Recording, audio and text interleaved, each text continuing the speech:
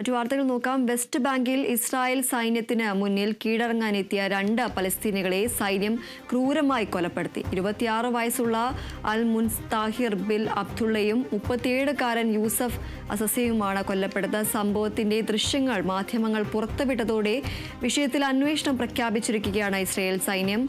ജനീൻ നഗരത്തിലാണ് സംഭവം നടന്നത്. നേരത്തെ സൈന്യത്തിന് നേരെ സ്ഫോടക വസ്തുക്കൾ എറിഞ്ഞ കേസിൽ പിടികിട്ടാപ്പുള്ളികളായ പ്രഖ്യാപിച്ച 2 പേരാണ് വധിക്കപ്പെട്ടതെന്നാണ് ഇസ്രായേൽ സൈന്യം പറയുന്നത്. സമീപ ദിവസങ്ങളിലായി വെസ്റ്റ് ബാങ്കിലും ഇസ്രായേൽ ആക്രമണം രൂക്ഷമാണ്.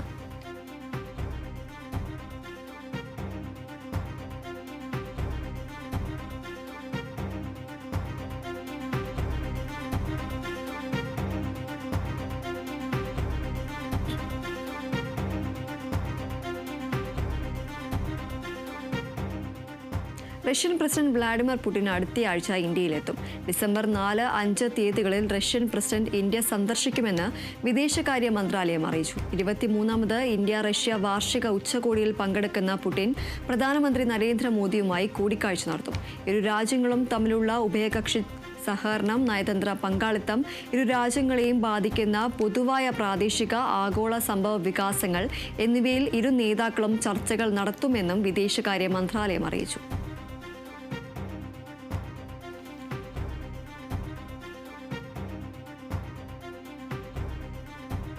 അമേരിക്കൻ പ്രസിഡന്റിന്റെ ഔദ്യോഗിക വസതിയായ വൈറ്റ് ഹൌസിന് സമീപമുണ്ടായ വെടിവയ്പിൽ പരിക്കേറ്റ സൈനിക മരിച്ചു.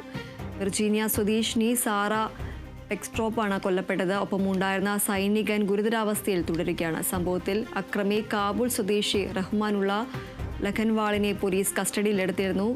ഹാൻഡ് ഗൺ ഉപയോഗിച്ചാണ് ഇയാൾ വെടിയുതിർത്തതെന്നാണ് റിപ്പോർട്ടുകൾ. അഫ്ഗാനിസ്ഥാനിൽ അമേരിക്കൻ സൈന്യത്തിനോടൊപ്പം പ്രവർത്തിച്ചിരുന്ന ആളാണ് അക്രമി. പിന്നീട് ഈ ബന്ധം ഉപയോഗിച്ച് അമേരിക്കയിലേക്ക് കുടിയേറുകയായിരുന്നു. വെടിവെപ്പ് ഭീകരാക്രമണമെന്നാണ് സംശയം. ആക്രമണം നടന്നപ്പോൾ പ്രസിഡന്റ് ട്രംപ് വൈറ്റ് ഹൌസിൽ ഉണ്ടായിരുന്നില്ല.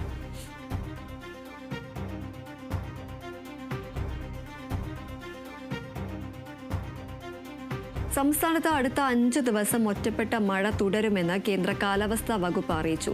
ശ്രീലങ്കൻ തീരത്തിന് സമീപം തെക്കു പടിഞ്ഞാറൻ ബംഗാൾ ഉൾക്കടലിന് മുകളിലായി ടിറ്റ്വ ചുഴലിക്കാറ്റ് സ്ഥിതി ചെയ്യുന്നുണ്ട്. നാളെ പത്തനംതിട്ട, ഇടുക്കി, പാലക്കാട്, മലപ്പുറം, വയനാട് ജില്ലകളിൽ മഞ്ഞ മുന്നറിയിപ്പ് പ്രഖ്യാപിച്ചു. കേരള ലക്ഷദ്വീപ് തീരങ്ങളിൽ ഞായറാഴ്ച വരെ മത്സ്യബന്ധനത്തിന് പോകാൻ പാടില്ലെന്നും കാലാവസ്ഥാ വകുപ്പ് മുന്നറിയിപ്പ് നൽകി.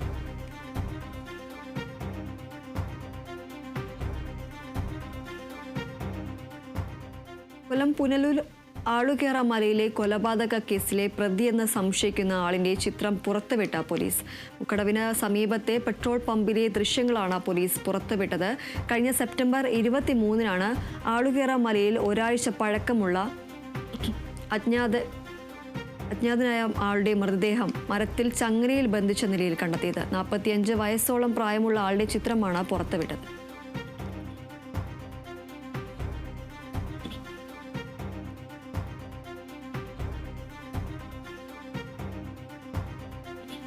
പക്ഷിപ്പനി വൈറസ് മനുഷ്യരിലെത്തിയാൽ കോവിഡിനേക്കാൾ രൂക്ഷമാകും അവസ്ഥയെന്ന് ഗവേഷകർ മുന്നറിയിപ്പ് നൽകി. നിലവിൽ പക്ഷികളെ ബാധിക്കുന്ന വൈറസിന് മ്യൂട്ടേഷൻ സംഭവിച്ചാൽ മനുഷ്യരിലേക്കും പ്രവേശിക്കാമെന്നാണ് ഗവേഷകർ പറയുന്നത്.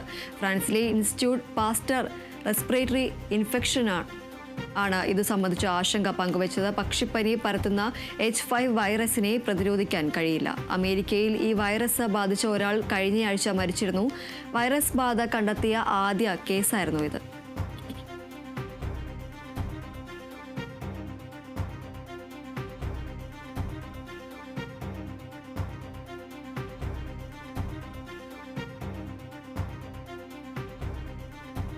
ഇനി കായിക വാർത്തകൾ കാണാം.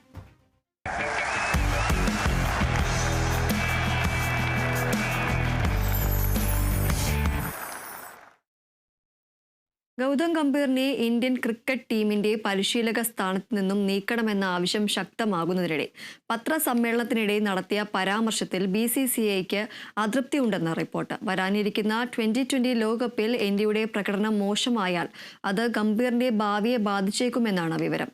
ദക്ഷിണാഫ്രിക്കയ്ക്കെതിരായ ടെസ്റ്റിലെ ദയനീയ പരാജയത്തിന് പിന്നാലെയാണ് ഗംഭീറിന്റെ ഭാഗത്തു നിന്നും വിവാദ പരാമർശമുണ്ടായത്. സ്പിന്നിനെ അനുകൂലിക്കുന്ന പിച്ചൊരുക്കിയതിനെതിരെ വ്യാപക വിമർശനം ഉയർന്നതിനിടെ ഇന്ത്യൻ ബാറ്റിംഗ് നിരയെ കുറ്റപ്പെടുത്തുന്ന നിലപാടാണ് പരിശീലകൻ സ്വീകരിച്ചത്. ടീം ആവശ്യപ്പെട്ട പിച്ചാണ് കൊൽക്കത്തയിലും ഒരുക്കിയതെന്നും എന്നാൽ ബാറ്റർമാർ പരാജയപ്പെട്ടെന്നും ഗംഭീർ പറഞ്ഞതിൽ BCCIക്ക് അതൃപ്തി ഉണ്ടെന്നാണ് റിപ്പോർട്ട്.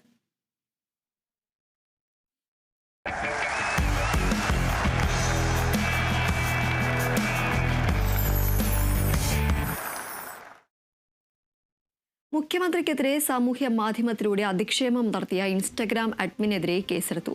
തൃശൂർ സ്വദേശിയായ അഭിഭാഷകൻ ഋഷി ചന്ദിന്റെ പരാതിയിലാണ് വെസ്റ്റ് പോലീസ് കേസെടുത്തത്. കഴിഞ്ഞ സെപ്റ്റംബറിലാണ് കുടുംബാധിപത്യം എന്ന പേജിലൂടെ മുഖ്യമന്ത്രിയെ അധിക്ഷേപിച്ചത്. 2 മാസം മുമ്പ് നൽകിയ പരാതിയിൽ കേസെടുക്കാൻ പോലീസ് കാലതാമസം വരുത്തിയെന്ന് അഭിഭാഷകൻ ഋഷി ചന്ദ് പറഞ്ഞു.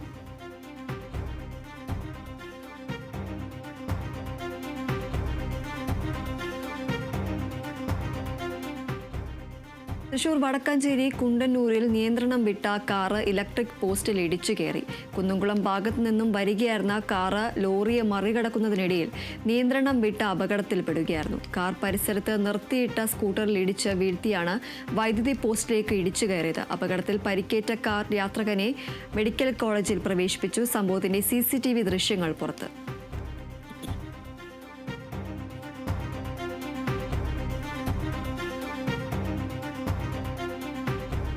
എറണാകുളം വടക്കേക്കരയിൽ ഒഴിഞ്ഞ പറമ്പിൽ നിന്നും അസ്ഥികളും തലയോട്ടിയും കണ്ടെത്തി. അണ്ടിപ്പള്ളിക്കാവ് ഓട്ടോ സ്റ്റാൻഡിന് സമീപമുള്ള കാട് മൂടിയ പറമ്പിൽ നിന്നുമാണ് അസ്ഥികൾ കണ്ടെത്തിയത്. 2 മാസത്തിലധികം പഴക്കമുണ്ടെന്നാണ് നിഗമനം. പറമ്പിൽ ജോലിക്ക് വന്നവരാണ് ഉപേക്ഷിക്കപ്പെട്ട നിലയിൽ അസ്ഥികളും തലയോട്ടിയും കണ്ടെത്തിയത്. സംഭവത്തിൽ വടക്കേക്കര പോലീസ് അന്വേഷണം ആരംഭിച്ചു.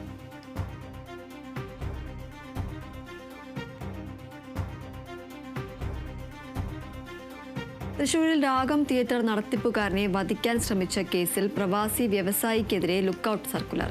ഇരിങ്ങാലക്കുട സ്വദേശി റാഫേലിനെതിരെയാണ് പോലീസ് ലുക്കൌട്ട് സർക്കുലർ പുറത്തിറക്കിയത്. റാഫേലിന്റെ ഇരിങ്ങാലക്കുടയിലെ വീട്ടിലും പോലീസ് പരിശോധന നടത്തി. വിദേശത്തുള്ള റാഫേലിനോട് അന്വേഷണ സംഘത്തിന് മുന്നിൽ ഹാജരാകാൻ നിർദ്ദേശം നൽകിയിട്ടുണ്ട്. രാഗം തിയേറ്റർ നടത്തിപ്പുകാരൻ സുനിലിനെയും ഡ്രൈവറെയും വധിക്കാൻ ശ്രമിച്ച കേസിൽ മുഖ്യപ്രതി സിജോ ഉൾപ്പെടെ 6 പേരുടെ അറസ്റ്റ് മെഡിക്കൽ കോളേജ് പോലീസ് രേഖപ്പെടുത്തിയിരുന്നു.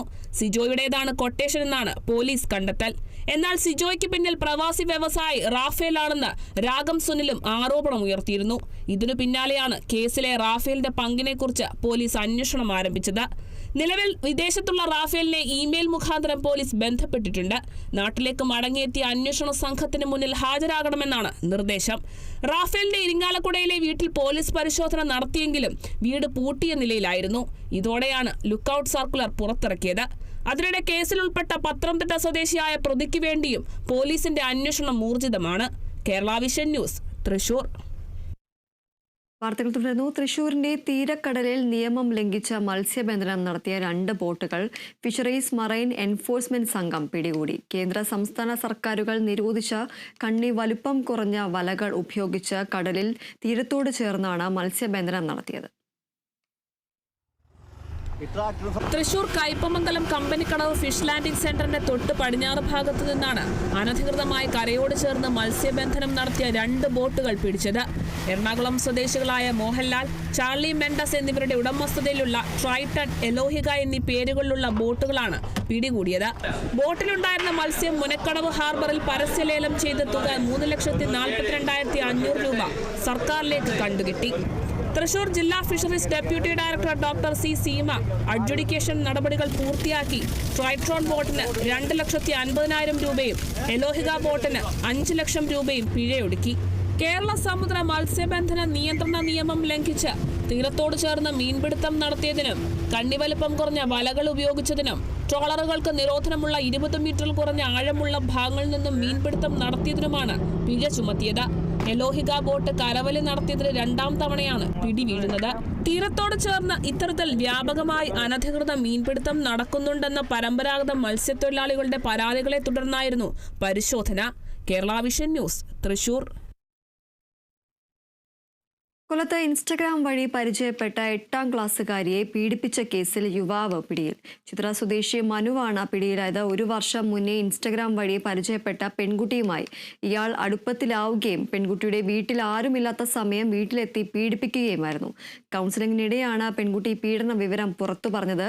കോടതിയിൽ ഹാജരാക്കിയ പ്രതിയെ റിമാൻഡ് ചെയ്തു. അതേസമയം കോടതി പരിസരത്ത് വെച്ച് പ്രതിയുടെ ചിത്രം പകർത്താൻ ശ്രമിച്ച പ്രാദേശിക മാധ്യമ പ്രവർത്തകനെ പ്രതിയുടെ പിതാവ് മർദ്ദിച്ചു. മർദ്ദനമേറ്റ മാധ്യമ പ്രവർത്തകൻ താലൂക്ക് ആശുപത്രിയിൽ ചികിത്സ തേടി.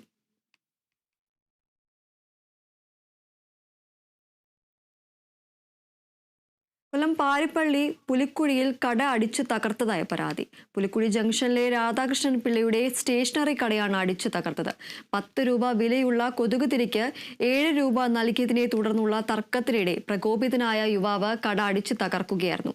അരമണിക്കൂറോളം ഭീകര അന്തരീക്ഷം സൃഷ്ടിച്ച ശേഷം യുവാവ് സംഭവ സ്ഥലത്തു നിന്നും കടന്നു കളഞ്ഞു. സംഭവത്തിൽ കടയുടമ പാരിപ്പള്ളി പോലീസിൽ പരാതി നൽകി. നാൾക്കുനാൾ കടയിലെത്തി പ്രശ്നമുണ്ടാക്കുന്ന യുവാവിനെതിരെ കർശന നടപടി സ്വീകരിക്കണമെന്ന് കടയുടമ ആവശ്യപ്പെട്ടു. സാധാരണക്കാരനായ ഞാൻ എന്നെ ജീവിക്കാൻ അനുവദിക്കില്ല. അനേകം കേസിലെ പ്രതിയാണ് ഈ പറയുന്ന കക്ഷി.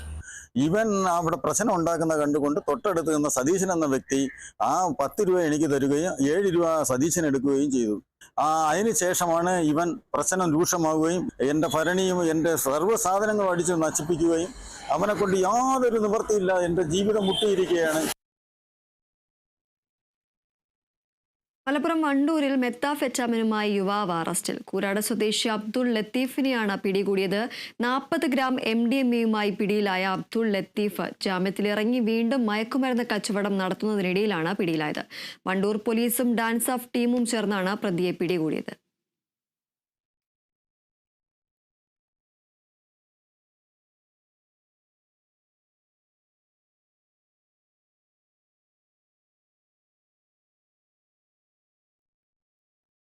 മറ്റൊരു പ്രധാനപ്പെട്ട വാർത്തയിലേക്കാണ്. കർണാടകയിൽ മുഖ്യമന്ത്രി സ്ഥാനം സംബന്ധിച്ച തർക്കം രൂക്ഷമാകുന്നതോടെ അധികാര തർക്കം പരിഹരിക്കാൻ DK ശിവകുമാറിനെ ചർച്ചയ്ക്ക് വിളിച്ചിരിക്കുകയാണ് മുഖ്യമന്ത്രി സിദ്ധരാമയ്യയുടെ വസതിയിൽ രാവിലെ 9 മണിക്കാണ് ചർച്ച നടക്കുക. മുഖ്യമന്ത്രി സ്ഥാനം പങ്കിടുന്നതിനെ ചൊല്ലിയുള്ള ഊഹാപോഹങ്ങളും പ്രശ്നങ്ങളും സംസ്ഥാന രാഷ്ട്രീയത്തിൽ കത്തി നിൽക്കുന്ന സാഹചര്യത്തിലാണ് ഈ ഒരു കൂടിക്കാഴ്ച. 2023 നിയമസഭാ തെരഞ്ഞെടുപ്പ് വിജയിച്ചതിന് പിന്നാലെയാണ് ഇരുവരും മുഖ്യമന്ത്രി പദത്തിനായി അവകാശവാദം ഉന്നയിച്ചിരുന്നത്.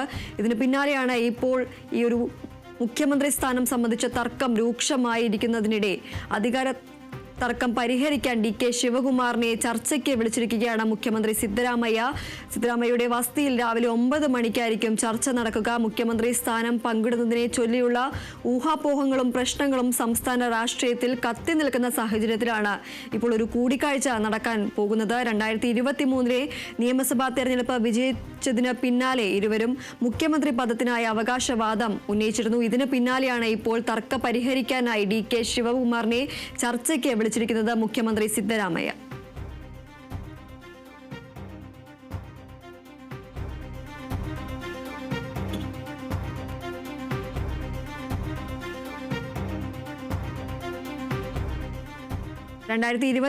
നിയമസഭാ തെരഞ്ഞെടുപ്പ് വിജയിച്ചതിന് പിന്നാലെ DK ശിവകുമാറും സിദ്ധരാമയ്യയും മുഖ്യമന്ത്രി പദത്തിനായി അവകാശവാദം ഉന്നയിച്ചിരുന്നു. ഇതിന് പിന്നാലെ ഒരു അധികാര തർക്കം രൂക്ഷമാകുന്ന സാഹചര്യമായിരുന്നു. മുഖ്യമന്ത്രി സ്ഥാനം സംബന്ധിച്ച തർക്കം രൂക്ഷമായതോടെയാണ് ഇപ്പോൾ അധികാര തർക്കം പരിഹരിക്കാനായി DK ശിവകുമാറിനെ ചർച്ചയ്ക്ക് വിളിച്ചിരിക്കുന്നത്. മുഖ്യമന്ത്രി സിദ്ധരാമയ്യയുടെ വസതിയിൽ രാവിലെ 9 മണിക്കാണ് ചർച്ച നടക്കുക. മുഖ്യമന്ത്രി സ്ഥാനം പങ്കിടുന്നതിനെ ചൊല്ലിയുള്ള ഊഹാപോഹങ്ങളും പ്രശ്നങ്ങളും സംസ്ഥാന രാഷ്ട്രീയത്തിൽ കത്തി നിൽക്കുന്ന സാഹചര്യത്തിലാണ് ഇപ്പോൾ ഒരു കൂടിക്കാഴ്ചയ്ക്ക് തയ്യാറാകുന്നത്. 2023 നിയമസഭാ തെരഞ്ഞെടുപ്പ് വിജയിച്ചതിന് പിന്നാലെ ഇരുവരും മുഖ്യമന്ത്രി പദത്തിനായി അവകാശവാദം ഉന്നയിച്ചിരുന്നു. ഇതിന് പിന്നാലെയാണ് ഇപ്പോൾ അധികാര തർക്കം പരിഹരിക്കാനായി DK ശിവകുമാറും മുഖ്യമന്ത്രി സിദ്ധരാമയ്യയും കൂടിക്കാഴ്ച നടത്തുന്നത്.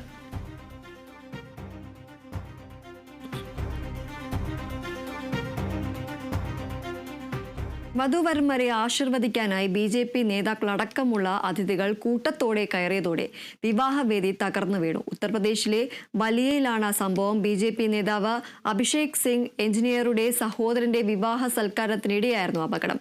വധുവരന്മാരെ ആശീർവദിക്കാനും ഫോട്ടോയെടുക്കാനുമാണ് അതിഥികളായ BJP നേതാക്കൾ കൂട്ടത്തോടെ സ്റ്റേജിലേക്ക് കയറിയത്. തുടർന്ന് വേദി തകർന്നു വീഴുകയായിരുന്നു. BJP ജില്ലാ പ്രസിഡന്റ് സഞ്ജയ് മിഷ, മുൻ MLA ഭരത് സിംഗ്, BJP മുൻ ജില്ലാ സെക്രട്ടറി സുർജിത് സിംഗ് എന്നിവരടങ്ങിയ 10-ലേറെ അതിഥികളാണ് സംഘത്തിലുണ്ടായിരുന്നത്. അപകടത്തിൽ ആർക്കും പരിക്കില്ല.